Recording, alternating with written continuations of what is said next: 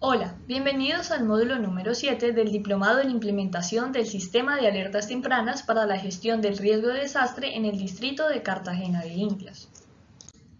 El módulo número 7 tiene por título Evaluación de riesgos desde la planificación, inventario de riesgos de la comunidad. El objetivo de este módulo es brindar los conceptos necesarios para identificar los diferentes tipos de amenaza y los riesgos que estos implican.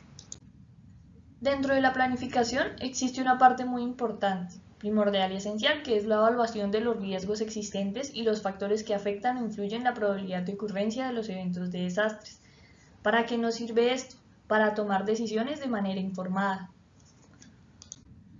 La planificación de los riesgos en el ordenamiento territorial está incorporada como algo obligatorio a partir del 2014 en el decreto 1807.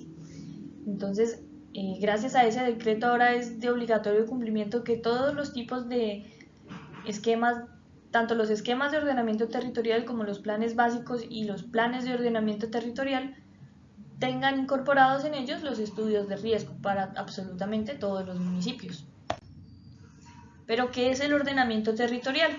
El ordenamiento territorial obedece a la necesidad de administrar el territorio y puede interpretarse como un modelo de ocupación del territorio, es decir, la planificación urbanística del municipio. ¿Esto qué significa? Con el modelo de ocupación lo que se busca es definir cómo vamos a estar nosotros y a interactuar con nuestro territorio. Entonces, en el lado derecho podemos observar aquí un mapa de la ciudad de Cartagena, aunque está pues enfocado en únicamente la parte urbana. Recordemos que el distrito tiene también una gran parte rural. Este mapa es tomado del MIDAS y aquí están consignados por colores, aunque no se ven las convenciones, los tipos de uso definidos en el Plan de Ordenamiento Territorial vigente, que es el POT del 2001. Como estamos hablando de un modelo de ocupación, para formularlo entonces necesitamos hacer un ejercicio prospectivo. ¿Y qué es un ejercicio prospectivo? Pues es pensarnos y proyectarnos a cómo queremos nosotros que esté ocupado nuestro territorio en el futuro. Es decir, cómo visualizamos que sea la Cartagena del futuro. Si vamos a pensar que las unidades de vivienda sigan creciendo para el sector norte o si ya queremos que crezcan más para el sur, si queremos que el sector turístico se siga desarrollando de la misma manera en que se está desarrollando o quizás queremos impulsar otro tipo de uso del suelo u otro tipo de ordenamiento, si nuestro modelo de ocupación ahora va a incluir también el tema del transporte, las zonas de protección, todo ese tipo de usos del suelo y la manera en la que nosotros queremos que se comporte el territorio y cómo queramos interactuar con él en el futuro hacen parte del ejercicio prospectivo. Pero no solo es un imaginario, también se deben tener en cuenta las dinámicas actuales y qué tipo de proyecciones llevan. Un plan de ordenamiento territorial intenta organizar el territorio, pero también tiene ciertas restricciones.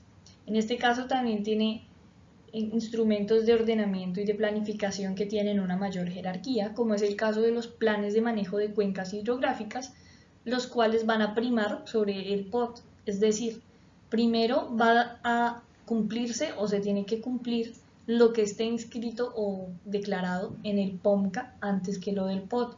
¿Por qué? En Colombia se protegen mucho los recursos naturales. En el caso de las cuencas hídricas, aquí como podemos observar en el mapa de la derecha, donde se muestran las cuencas de primer y segundo orden por su tamaño, pues podemos apreciar que hay cuencas que abarcan más de un departamento, por tanto, pues incluso abarcarán más de un municipio. Hay cuencas que abarcan bastantes municipios. Entonces, primero ordenamos la cuenca y con base en la información que esté ordenada en la cuenca, vamos a empezar a hacer nuestro ordenamiento territorial. También hay otro tipo de restricción relacionada con el manejo de los recursos ambientales y es que se deben tener muy en consideración todas las disposiciones que dicte la autoridad ambiental de cada uno de los municipios. En el caso de las corporaciones autónomas regionales, que a veces pueden tener también su jurisdicción en varios municipios.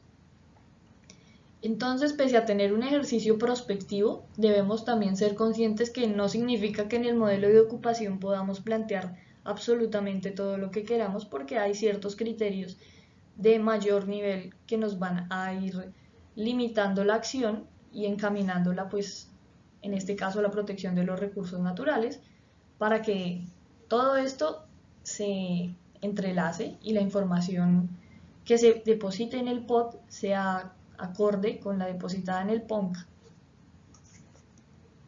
También cabe resaltar que los planes de manejo de las cuencas hidrográficas también deben incluir los estudios de riesgo para plantearse. ¿Qué se debe tener en cuenta para identificar las causas y fuentes de un riesgo?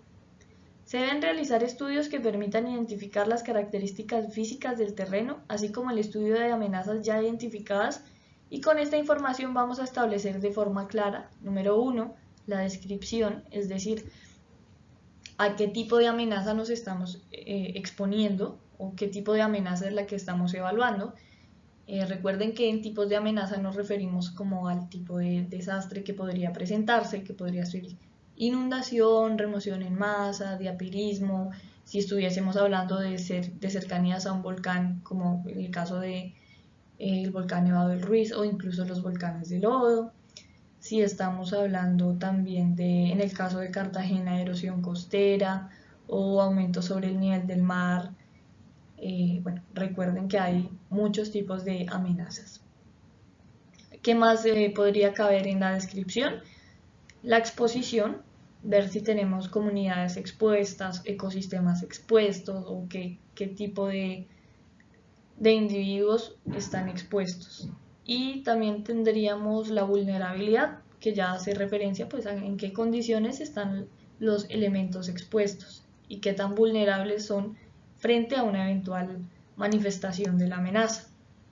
En el número 2, la ubicación, y aquí se hace referencia no solo a la ubicación física de la amenaza como tal, que si yo estoy hablando de un derrumbe o de un deslizamiento, no hace referencia solo a la montaña que se me puede deslizar, sino a su eventual área de afectación. Si yo veo que cuando esa montaña se deslice me va a afectar 6 barrios, pues entonces ya también tendría que empezar a describir esa ubicación. Si yo observo que una inundación en una ciénaga o en un cuerpo de agua al desbordarse me va a afectar 15 barrios, pues ya también tengo que empezar a tratar de delimitar esa posible área de afectación. El número 3 es la frecuencia de ocurrencia del evento. En el caso de eventos que sean de tipo cíclico, como pueden ser las inundaciones, porque hay sectores donde es común que en temporadas de lluvia el terreno pues se inunde y posteriormente en las temporadas de sequía el agua baja y recupere su nivel, así como otros eventos que pueden presentarse de manera cíclica, como son los eventos sísmicos que tienden a repetirse. Y el número 4, que es la afectación que se pueda generar en la actualidad o a futuro, que va muy ligado pues con los otros 3. Bueno, aquí como les comentaba, la descripción detallada de la amenaza presente, para lo cual es importante no solo el resultado de los estudios, sino también la información, porque finalmente nadie conoce mejor su territorio que las personas que lo habitan. La ubicación, que es el lugar donde están en la amenaza y, como les comentaba, las zonas afectadas y expuestas. La frecuencia de ocurrencia. Y aquí en frecuencia de ocurrencia recordemos que es importante identificar tanto los eventos actuales, aquellas amenazas que ya se estén manifestando, como los eventos futuros. Entonces vamos a hablar de qué factores van a aumentar la probabilidad de inundación o qué factores influyen en la amenaza de inundación. Tenemos factores físicos y naturales, que son las lluvias intensas o prolongadas, y factores de acción humanas, que es la disminución de capacidad del canal por la acumulación de residuos, que es cuando depositamos basura en los canales y entonces empezamos a reducir el cauce del río. El río ya no va a tener por dónde fluir de la misma manera, ya no va a poder cumplir con la misma velocidad de flujo, ya no va a drenar, ya no va a manejar el mismo caudal a las mismas velocidades y eso va a favorecer que se empose el agua.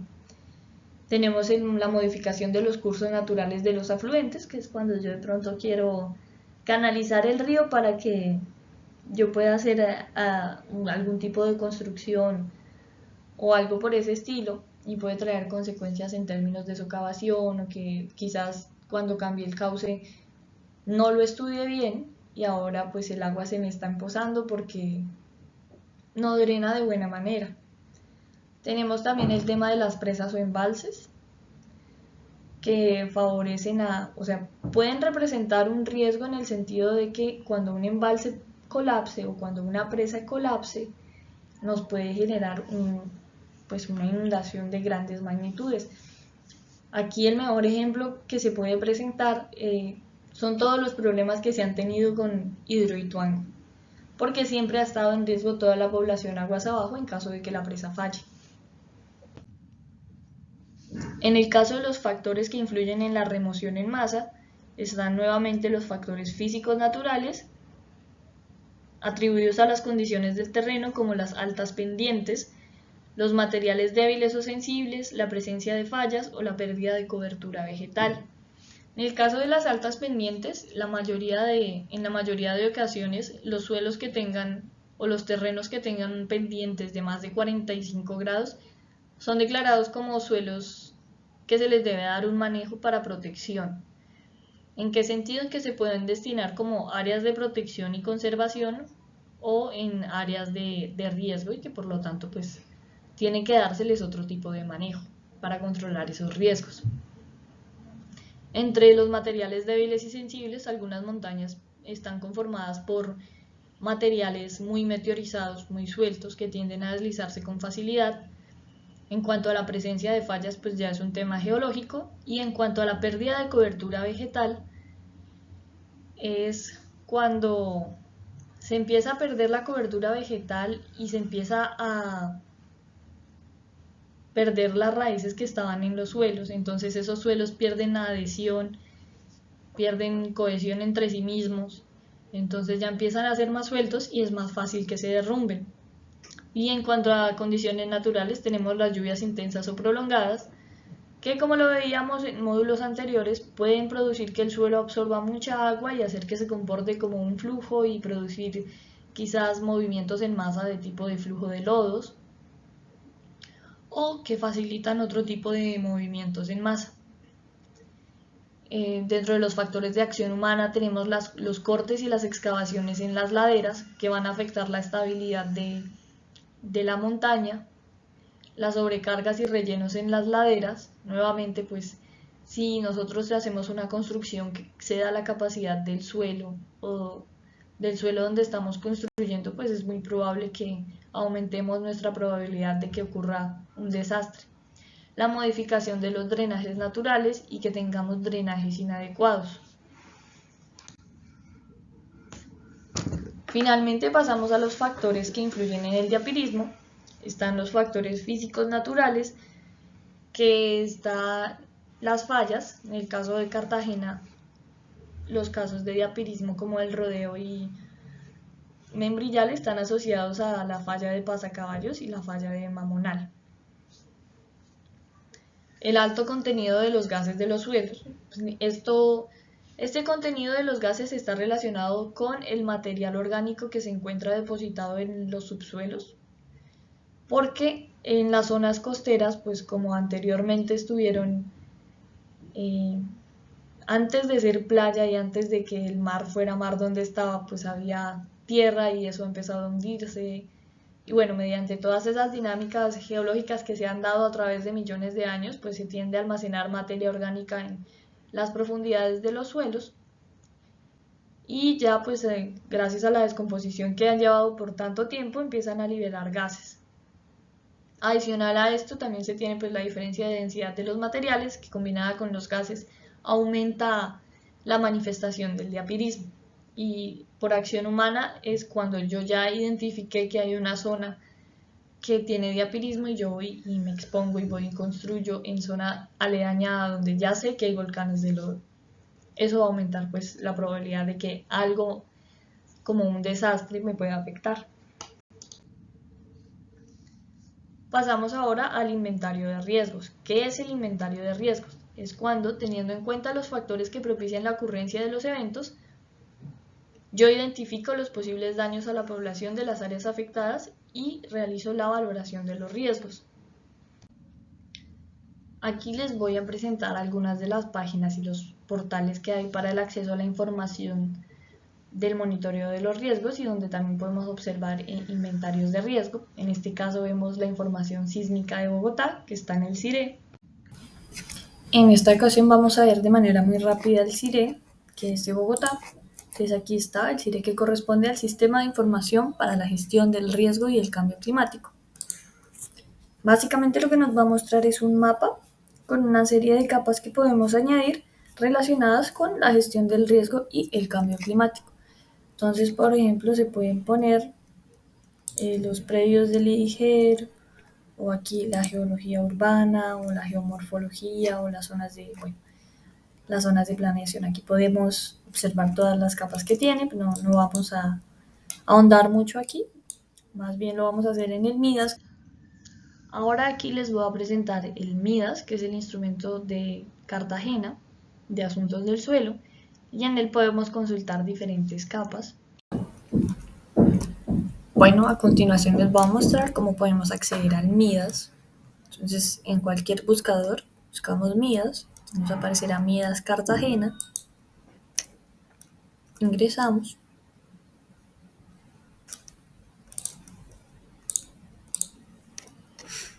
Nos dará pues los términos y condiciones del uso del MIDAS, la descripción de la barra de herramientas, le damos a aceptar. Entonces, el MIDAS tiene muchísimas capas, pero aquí nos vamos a enfocar en dos. La primera va a ser la de usos del suelo y la segunda va a ser en el tema de riesgos. Acá en la parte izquierda podemos añadir las capas, entonces POT 2001, que es el POT vigente, la información oficial, y activamos la capa de riesgos. Acá en esta parte más a la derecha podemos ver las convenciones. Aquí nos muestra remoción en masa alta, inundación alta, efectos de volcanes de lodo, que se refiere al diapirismo. Aquí está expansividad alta y licuación alta. Cada una de las amenazas pues tiene las tres categorías, alta, media y baja. Si yo quisiera consultar cómo estoy, por ejemplo, bueno, acá en esta parte del barrio Las Brisas, puedo realizar la consulta. Aquí me aparecen los resultados. En este caso pues vamos a examinar riesgo. Nos sale que está en remoción en masa alta, ese punto que yo consulté. Adicional a los temas de riesgo que están aquí en el MIDAS, vamos a pagar la capa de riesgo. En el POT también está el uso del suelo. ¿Qué puedo ver yo en el uso del suelo? Bueno, digamos que vamos aquí para manga. Bueno, también podemos ver las convenciones. Bueno, primero vamos por las convenciones. Y en las convenciones del uso del suelo podemos ver que tenemos residencial, institucional, económico, mixto, comercial, industrial. Bueno, una gran variedad de usos del suelo que se ven pues así de colores cada uno. Y también podemos generar la consulta, tal y como hicimos con riesgo. En este caso pues ya tenemos aquí la consulta por cercanías a manga. Aquí miramos los resultados, en este caso usos del suelo, nos dice mixto 2. Vamos a realizar otra consulta aquí. Vamos a mirar aquí, digamos, ese predio. Y aquí también nos va a relacionar el uso del suelo.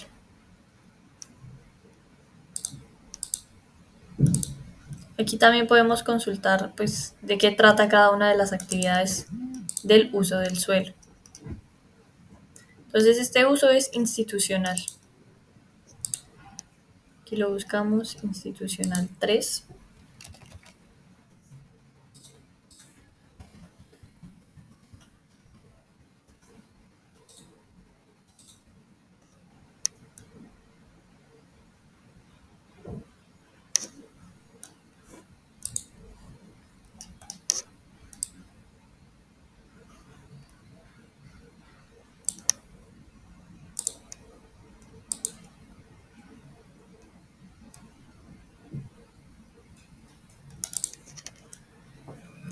Y bueno, aquí nos aparecerá la descripción de ese tipo de uso, que es principal, institucional 3, compatibles, todas las actividades que son compatibles y las definiciones disponibles en el POT. Entonces aquí también tenemos usos compatibles, que los usos compatibles y los usos complementarios son básicamente pues también relacionados al tipo de actividades que se pueden ejecutar sobre esos predios. Adicional a esto, pues hay muchísima más información que se puede visualizar y consultar mediante el MIDAS, como lo son los suelos de protección, el sistema vial, indicadores, playas, infraestructura, las rutas, las estaciones, los paraderos del Transcaribe. Aquí podemos ver paraderos, rutas, estaciones, bueno, puestos de votación, permisos de antena, temas de cambio climático. Entonces, en esta herramienta hay muchísima información que se puede consultar. Digamos, para el caso del módulo que estamos trabajando ahora, pues muy importante el tema de la planificación, del ordenamiento territorial y los usos del suelo.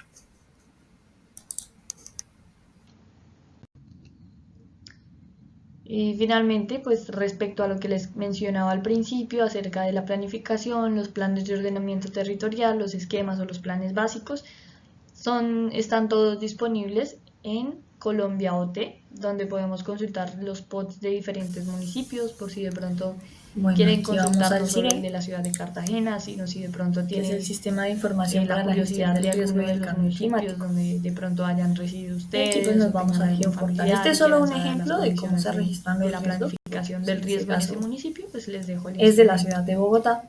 Entonces, así como les mencionaba, aquí podemos encontrar las etapas de planeación del ordenamiento territorial. Entonces, básicamente lo que nos va a mostrar por es categorías. un mapa de la ciudad, y bien, repito, en este caso es la ciudad de Bogotá, y nos mostrará un montón de capas que podemos implementar. Aquí no vamos a ahondar mucho porque, bueno, pues es la ciudad de Bogotá, vamos a centrarnos un poco más en el MIDAS.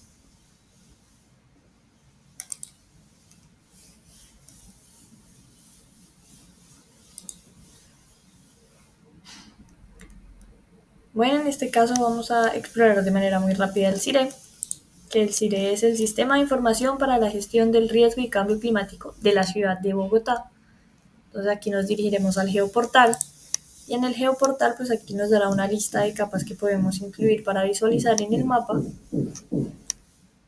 como puede ser por ejemplo la geología urbana, y ahí nos empezará a cargar la información y con base a esa información pues ya podemos tener como una idea de en qué situación de riesgo nos encontramos.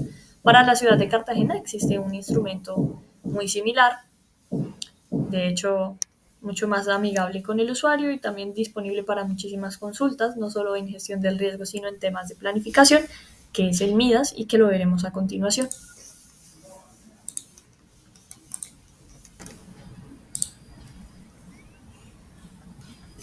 En esta ocasión vamos a ver de manera muy rápida el CIRE, que es de Bogotá. Entonces aquí está el CIRE que corresponde al Sistema de Información para la Gestión del Riesgo y el Cambio Climático.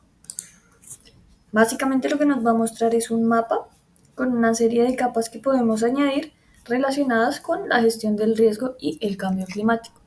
Entonces, por ejemplo, se pueden poner los predios del IGER, o aquí la geología urbana, o la geomorfología, o las zonas de planeación. Aquí podemos observar todas las capas que tiene, no vamos a ahondar mucho aquí. Más bien lo vamos a hacer en el MIDAS, que es un instrumento similar, pero que relaciona mucha más información y que por tanto es un instrumento de planificación mucho más completo y que también nos permite realizar consultas más detalladas para tener una mejor perspectiva de cómo nos encontramos nosotros ubicados en el territorio y nuestra relación con el riesgo y también con la planificación territorial.